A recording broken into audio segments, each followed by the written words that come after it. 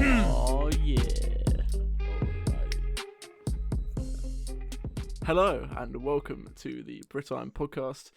Today we are continuing our season preview run through with the 16th ranked team, that is the Green Bay Packers. And of course, as ever, joined by Matt and Sam today. And of this Green Bay team, we've got them pitted out at about 8-8. But I don't want to talk about that right now. There's one thing I think we should mention. Jesus. And the draft. Oh, yeah. What on earth happened those first two rounds in particular? Because they had so much opportunity. And in my eyes, they threw that away with a quarterback and a running back. What happened? Well, you know when you've got you're out with your friends, it's a Friday night, you've had a couple of drinks, and someone says, "Let's go do this great thing." And at the time, everyone's So like, vague. "Yeah, brilliant idea. Let's go to that. Let's go and jump in the river, or let's go and do this completely stupid thing." What kind of Friday nights are you having? I was just going to say. We aren't the friends in this story. Normally one's with you, Matthew. But you know when you're out with your friends and someone suggests doing something that under no circumstances would you ever consider in any other state of mind. Mm-hmm. Yep. And then the next morning you wake up and you go, "What in earth drove me to do that?" I reckon that's what they were doing. They woke up the next day and they thought, "What were we?" They had the world's worst hangover. Either that or they were smoking something that shouldn't have been smoked, and they made a decision that makes no sense whatsoever. So you're claiming that the entire Packers front room staff were either drunk or high on that day? I mean, That's a take. Print that in can't bold. think. You know what? It wasn't even one day. It was across the whole weekend. I just can't think. I can't think of what else would drive you when you've already got a Hall of Fame quarterback who you've just given a contract extension. It's not Big like he's got as a. well. It's not like he's got a year left, and you're like, "Oh, he's on the way out. We'll draft his successor." You've just extended him to a big money contract. You've just been in an NFC Championship game. You were on the verge of making the big one. All you needed when you look at that roster is, right, we'll give him more weapons because he's not got much there and he's taking us to a championship game. So maybe if we put some more talent around him, we'll win a Super Bowl. Instead, you go and draft a position that you're already strong at. If you draft two positions back to back that you're already strong at, they didn't need another running back. Like, that makes no sense. What are they doing? The only bit, with the running back bit, the only kind of vague reason I can see on that is obviously love to run a system with two guys that are complete timeshare, and especially in fantasy terms, you never know who's going to be getting what, who's going to be the productive one sometimes. They're not going to want to have to pay either of them, and other teams are probably going to come and try and pay him more. So what I think they're doing is taking the rookie in the draft this year to get him up to speed so that when they have to, he can slot straight in. Not saying it's the right decision, I'm just saying I think that may be the mindset. Then with Jordan Love, just... it's like they've just decided two different mindsets. Like, yeah, let's pay Rodgers, forgotten that, and gone, right, let's replace Rodgers. And I just don't get it. I think one thing you could see, though, is a very fired up Rodgers. This is a Rodgers who's going to come out and be like, you just went and did what? Right.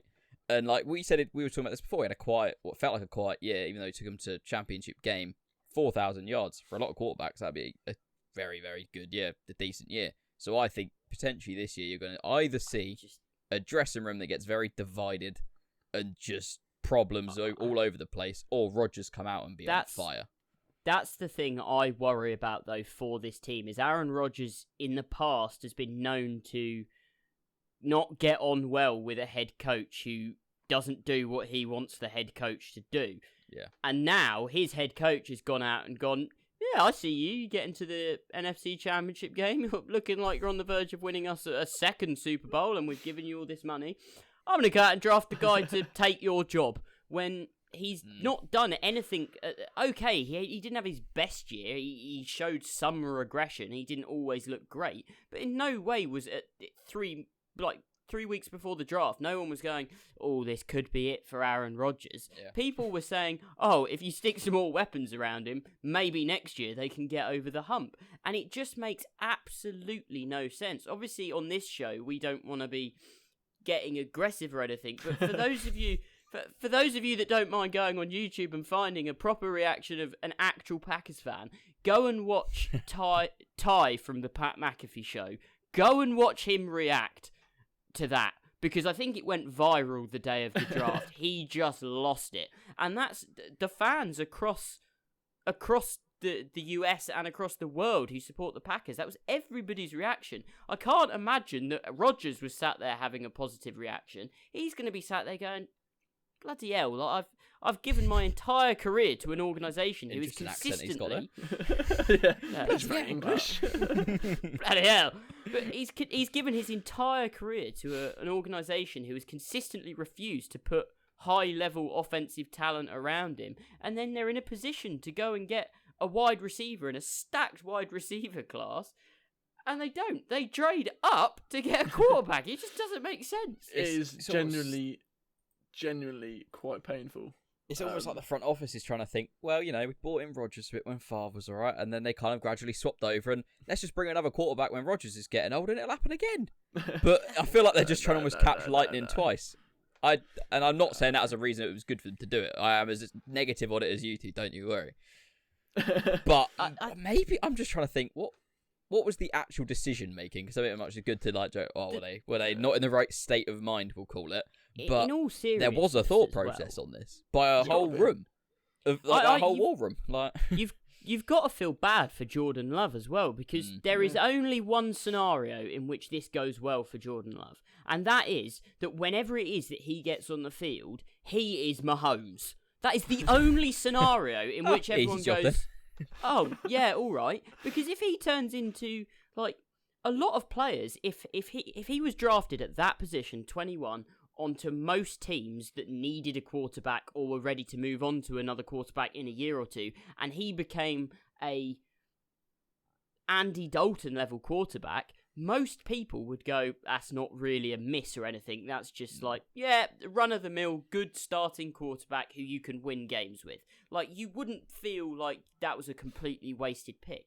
If this guy isn't a first ballot Hall of Famer and doesn't win multiple Super Bowls, he will forever be looked upon as the guy who was drafted in a wrong position to replace Aaron Rodgers, who never lived up to the bill. And you've got to feel bad for him, especially when you look at the rest of the offense and you think, right, other than Devontae Adams, at wide receiver, what do they have?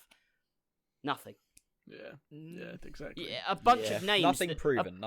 You've got a bunch of names that have had one good game. Yeah.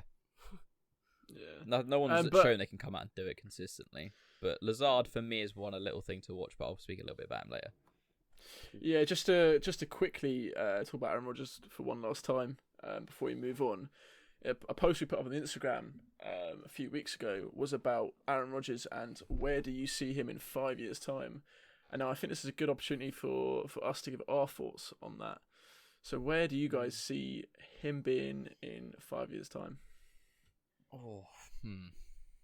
It's a tricky one. There's a lot of opportunity. I'm still thinking about. He won't be in Green Bay. I don't think. I think that's for sure. I think he can't be in Green Bay. From looking like that. at it was. I think a little while about when this happened. I sort of looked into the Rodgers contract a bit, and I can't remember the exact numbers now or exact kind of dead cap. But I think it was pretty much from the off season, 2 years time, is when it starts to become feasible. So I think it could just be a case if they bought him in, Love will sit unless Rodgers gets hurt or somehow just goes off the boil. And then I think it'll be around that time they'll start to look to move him. And I mean, you've seen it. Like, obviously Rodgers plays a bit differently. I'll use Brady as an example, who's playing way into his career. I don't think Rodgers necessarily would be as long. Might not even want to play as long.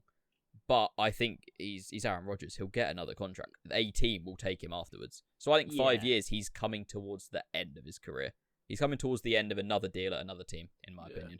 It wouldn't surprise me if, like Matt said, because I think it was me and you, when all this originally happened, me and Matt were, I think one evening we were just on a Discord chat, having a couple of beers and just chatting about it, because we watched the whole draft together, and when it happened, we were all like, what? This doesn't make sense. Didn't they just pay him loads of money? So then we looked into the contract, and I think it's the 2022 off season that the cap hit would become swallowable. Manageable, That you could then either trade him or release him, and you wouldn't have a dead cap hit that would just destroy you for a year or two. So at that point, I could then see Aaron Rodgers going on and taking a 1 or 2 year deal with one of these teams that's kind of a built to win now team, kind of like Tampa Bay with somewhere like that's got the receiver core, has got a bright young defense, has got everything around you, and that you have to go in and do what Aaron Rodgers does best and just not throw interceptions, throw 20 to 30 touchdowns a year, and the rest of the team will carry you to a Super Bowl. So, I mean, I hope that he can go out with one more Super Bowl. Yeah. I think it's going to be a real shame to see Aaron Rodgers play in another uniform. I think in a different way, like Tom Brady wasn't necessarily forced out of New England. He kind of got to a point, New England said, look, we're not really wanting, like we've got cap issues, we can't give you the big money. If you want to go somewhere else, that's fine. But they didn't force him out. Tom Brady, if he really wanted to retire as a Patriot, he could have gone out a couple years ago on top, and he's winding down his career. There's going to be no sour taste in that kind of transaction. But I think it's going to be a real shame to see someone who has been a rock for Green Bay and has kept them relevant for 10 years, go out in such poor fashion. And that's completely on the front office. I think Aaron Rodgers got every right to go and take a big contract somewhere else and try and get one more ring and stick it to them. Just thinking of that, what you've just said, you put it in my head there about mentioning Brady, and then thinking Brady's only on for 2 years. Bruce Arians, he loves a big name QB, and his Mount Rushmore of QBs he's taken. Yeah. I think I know what I want now. I know what my answer is. It is definitely plausible. But perhaps we should move on from the quarterback discussion and on to the wide receivers, which I know What wide receivers? Well, we briefly mentioned one wide of them receiver. So outside of Devontae Adams, who are we excited about in this wide receiver room?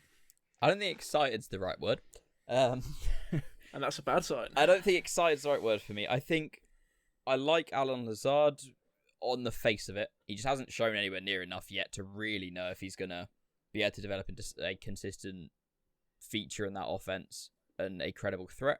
But I think he's definitely got a shot at it. Valdez-Scantling last year, he was the guy that, I remember this time last year, everyone was talking about. There's a lot of hype going on to him as potentially a really great sleeper for fantasy. All this, that, and the other. Didn't quite hit it. That doesn't mean he won't this year. I think is another thing to remember. So I think, I'm not saying he's going to, but I think when you've already got Devontae Adams there, you've got your main threat. You just need some complementary guys around him to not emerge to, we're not going to wide receiver one, like a great talent within the league. Just be dependable. Just catch it when it comes towards you. That's going to be the massive thing for Rodgers, isn't it? Yeah. Because Rodgers he's kind of like Peyton Manning in the sense that is his offense, that is his team. He decides. It's the offensive coordinator doesn't get a say. The offensive coordinator might say you're running this play, but Aaron Rodgers is the kind of guy he's going to get in the huddle. And if you're told to go to the huddle and Aaron Rodgers doesn't want you there, he'll send you to the sidelines. So for me, with all of these receivers, other than Devontae Adams, who's proven, it's purely going to be who in training camp and in the preseason, in the first couple games, Aaron Rodgers builds trust in, and he'll throw to them.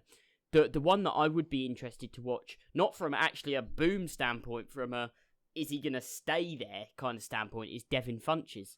Yeah, he's a wild card in this. Will he make the cut? I mean, he had a good year in Carolina at the start of his career, and ever since then he's been consistently disappointing. And you're getting to the point that teams are going to start going, yeah, you're done, and they might just cut him. So it would be very interesting to me to see if he has a real shot at making the roster, and if he makes the roster being productive. I think you see him make it, but just not necessarily off his own back, just because of what else is there. I think they almost need to kind of give him the benefit of the doubt, but almost to a point of saying that if he doesn't even be respectable and doesn't put up respectable numbers and build that trust with Rodgers, he won't be there next year. Kind of situation. I think if they cut him as well, that's just another off-season move of like, do you really have anything better there though? Like, do you take someone who's can be disappointing and hasn't maybe lived up to quite what he did over someone who's never done it? Yeah. But I think it's a It's a weird one. It's purely, who's Rodgers going to build trust with? Who's actually just going to, for the first few games, reliably catch the ball? Because I think that decides it. If you just are lucky, and let's say if it does go that Valdez-Scantling, the first 3 games, Rodgers decides, right, I'm giving you a chance here. I'm going to just throw it to you. If he brings them all in and he's snagging all the passes, he's going to keep getting them. If he messes up and it just keeps going through the list where they're all messing up, then you're in trouble. But it's too unpredictable. And Rodgers has done it his entire career. He's had productive offenses without high-end talent at wide receiver, so I'm not so worried about that. The thing that I think for this team is going to be the most important thing on their season is how the defense reacts, to be honest. I mean, 2 years ago, they had a very good young defense, and they've got a number of players on there who seem very hit or miss. Jair Alexander, first-round pick from 3 years ago, I think, he's one who stands out to me, who he's not got the best open field tackling, but he is brilliant. He's a ball hawk, and I think they've got a couple of players who, if they really step up and play at the best they can play, this defense can be a really strong young unit, which in that NFC, if they want to challenge and they want to be back in that NFC, if they want to be back in that NFC championship game, I think the defense really has to step up, and you'll need to see a big season from Jair Alexander, a big season from Adrian Amos, and then some of these younger guys, Rashawn Gary from not last year's draft, the year before, they went bold and drafted him. I think he was the 19 overall pick, and some analysts were thinking he dropped to the second, had questions about his work ethic, things like that. So players like him, they need to step up. And if they can, along with the Smith brothers and stuff like that, that could be a really, really promising defense. At which point, you're starting to get the makings of a team that could be there in January. And then, similar to the Steelers, if they get to January, it's right. Are you gonna bet against Aaron Rodgers pulling out a fourth quarter comeback in the divisional round of the wildcard round? No, you're not. He is one of those big game clutch performers. So, from a more positive standpoint on this episode, this is a team that if their defense can step up, I wouldn't put it past them being in January. And staying on the defense front, and perhaps moving across to the fantasy side of things, whereabouts would this D line up in your rankings for fantasy? Where would you be looking to take them? Perhaps if you have to draft. And I think it's potential. I feel like you do get some of those with defenses, but if you've got a Packers fan in your draft, they might lean them towards it and take them sort of right at their sort of last pick or last couple picks. I think for me, it's a defense. Depending on the week, I'd be happy streaming. It's not one. It's not one I've even really, to be honest. It's not one I've massively have considered that I personally will be looking towards. Yeah, me neither. I think it's one I wouldn't mind, and if I had it, and I think as Sam said, especially towards the back end of the season, that could come quite good for you. It's a little bit of uncertainty. You need to see the guys step up first. So it could be a completely different conversation for me next year. But for this year, there's other defenses I prefer personally. That are around the same level outside of the really good ones. For me, this is a streaming defense, but a defense that you could see be a top 10 defense overall. Purely because I think they've got a couple of guys on that offense, like I said before, who are real ball hawks, and especially against certain teams in the league. The Detroit Lions, they played twice. I would not dislike streaming this defense if your league runs defenses against the Lions, because Matt Stafford's a gunslinger. He will be prone to throwing interceptions, and players like Jair Alexander will find that ball. Against the Tennessee Titans, if at the end of the season, the Tennessee Titans I view as a very one-dimensional team. If teams can find a way to bottle up Derrick Henry, I can't see Tannehill throwing well against a strong defense. So that's a team that I wouldn't mind streaming against. You could get burnt very hard against the Titans, don't get me wrong. They struggled against the run, the Packers defense last year anyway. Yes. So I think they did. I wouldn't go near that with Derrick Henry. But that's the kind of thing, late season, if the Titans... I don't think the Titans are going to be anywhere near as good as they were at the end of last year. So I think late season... against the Titans, I wouldn't necessarily mind streaming them. The Eagles, Carson Wentz might have to throw some big, deep balls. Again, you've got chance at picks. You play a couple of teams. They play the Jags. That's a game that you can stream against. They play the Texans, and that's a game. that's a game that I could see a gunslingers. defense. Yeah, two gunslingers, lots of defensive special teams points. So again, like Matt said, you're probably not taking them to be like your anchor at defense, but in most fantasies, you might switch out 5 defenses throughout a season anyway. So I think they're going to be a very streamable defense, and they've got a couple of matchups that I could see them getting a lot of points in, purely because they've got a lot of Bullhawks on that D. Yeah, and moving on to a different position group as well, one we haven't really gone into too much detail with, and maybe staying on the fantasy front as well, is the running back room. Now, will Aaron Jones have a similar season to what he had last year? And where would you be looking to pick him up in a draft?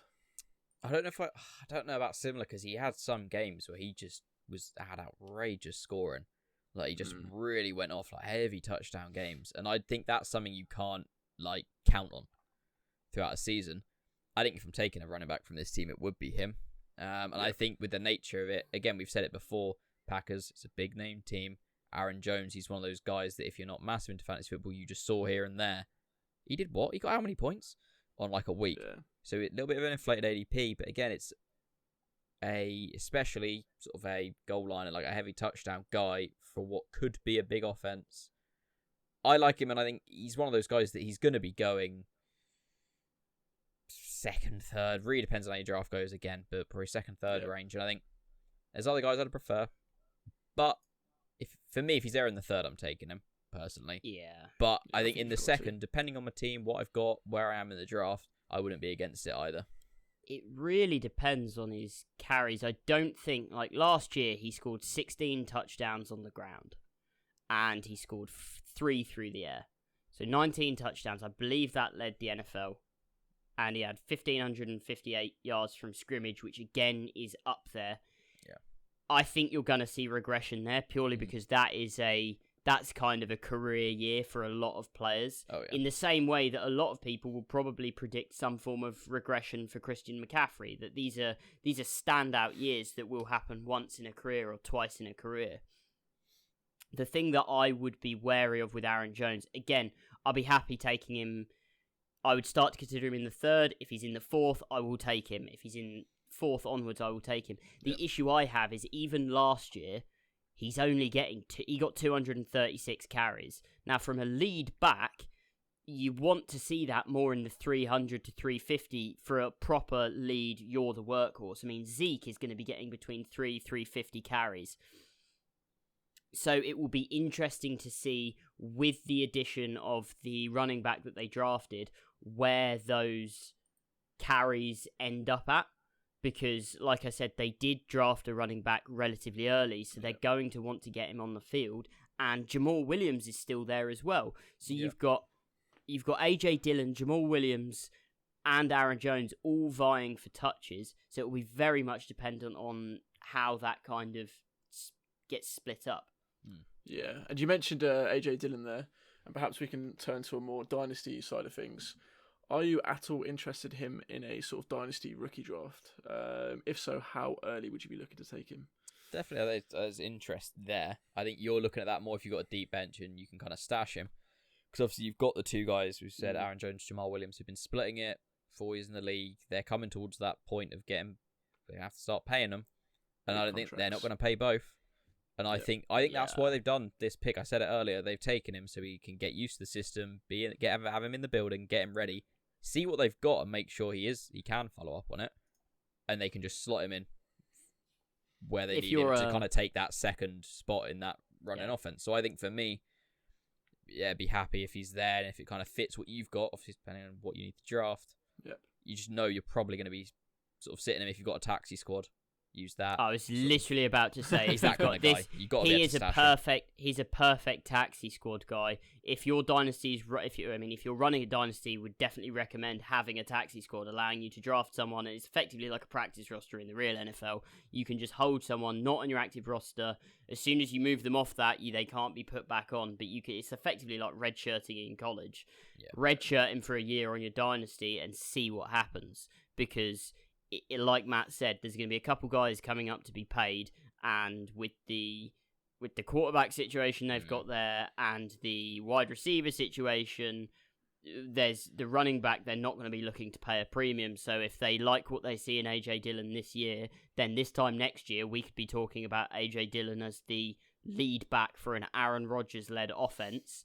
At which point I want the goal line carries, and AJ Dillon could be a top 10 back in 2 years. But I wouldn't put any value in a single year redraft this year. Ceiling, that. Yeah, no, I'm being positive. Yeah. But if you're holding a guy on your taxi, that's kind of what you're hoping ceiling, for. And if that doesn't happen, then you've held him on your taxi and you've probably not got that much invested in him, and it's not the end of the world. But in a redraft, I wouldn't really consider him. I'd pick him up off the waiver wire.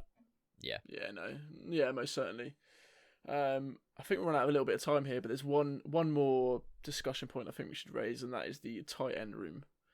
Is there anyone there we're looking at for fantasy, or is it just maybe the one big thing for me option?